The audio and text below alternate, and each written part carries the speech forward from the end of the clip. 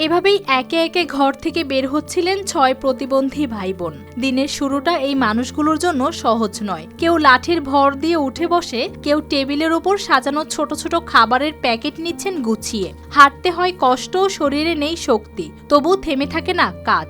কাজ বন্ধ হলে জ্বলে না রান্নার চুলাও। বসত ঘরের এক কোণেই ছোট্ট এই দোকান, আরেক কোণেই ঘুমানোর জায়গা। একই ঘরে খাওয়া, বেচাকেনা আর রাত কাটানো সবই তাদের একসঙ্গে। একই পরিবারের 6 সদস্য প্রতিবন্ধী। ওরা জন্মগতভাবে প্রতিবন্ধী না হলেও ওরা জন্মের পর থেকে 5-6 বছর বয়সে ওরা প্রতিবন্ধী হয়ে যায়। পর থেকেই ওদের আয় রোজগার করার মতো কেউ নেই। যে অভিভাবক ছিল উনি সামান্য দিনমজুর ছিল। উনি দিনমজুরি করে এই সন্তানদেরকে লালন পালন করে খাওয়াই দাওয়াই করে মোটামুটি বড় করছে। পিতা এখন নাই, বর্তমানে তারা খুব অসহায়। এই পরিবারের 6 জনই শারীরিক প্রতিবন্ধী। বয়স পেরিয়েছে 30-40। স্বাভাবিক জীবন কখনোই ওঠেনি গড়ে। ঠিকভাবে করতে পারেন না চলাফেরা, তাই ভিক্ষাও জুটে না। শিশু খাদ্য, বিস্কুট আর চিপস বিক্রি তাদের একমাত্র উপায়। দিনে আয় হয় বড়জোর 70 থেকে 100 টাকা। শরীরে নানা রোগ বাসা বাঁধলেও নেই চিকিৎসা। অসহায় এদের।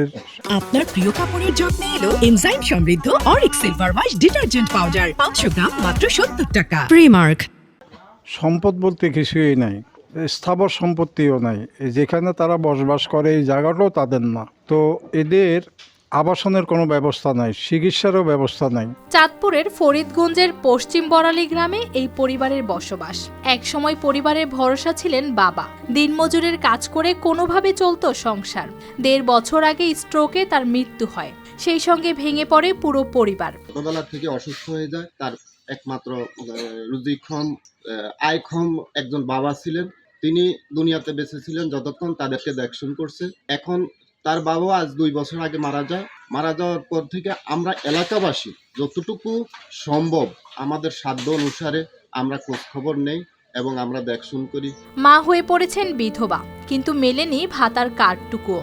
শুধু প্রতিবন্ধী ভাতা ছাড়া আর কোনো নেই সহায়তা। একটা পরিবারের যদি 6 জন ব্যক্তি প্রতিবন্ধী হয় এবং উপার্জনক্ষম যিনি ব্যক্তি পিতা তিনি না থাকেন, তখন সেই পরিবারটি কতটা দুর্বিষহের মধ্য দিয়ে দিন অতিবাহিত করতে পারে। এবং আমি তার যে ঘরগুলো দেখলাম, সেই ঘরগুলো কিন্তু একদম দুমড়ে মুচড়ে ভাঙা, মানে যেটাকে বলে যে আসলে খুব বেহাল অবস্থা। যে বেহাল অবস্থার মধ্যে দিয়ে তারা দিন অতিবাহিত করছে। বড় ভাইদের কেউ পারেনি সংসার গড়তে। ভবিষ্যৎ নিয়ে তাদের কোনো নেই পরিকল্পনাও। এই বাস্তবতার মধ্যে প্রতিদিন টিকে থাকার লড়াই চালাচ্ছে এই পরিবার, যাদের জীবন আজ গল্প হয়ে উঠেছে অভাব আর অসহায়তার। 2 দিন ওষুধ খেলে ভালো থাকে, আবার এই যে উপার্জন কেউ নাই হিসাবে। বাবা ছিল, বাপ তো মরে গেছে স্টপ করে। একটু মানবিক সহায়তাই পারে এই পরিবারের জীবনে নতুন আশার আলো জ্বালাতে, বেঁচে থাকার ভরসা ফিরিয়ে দিতে।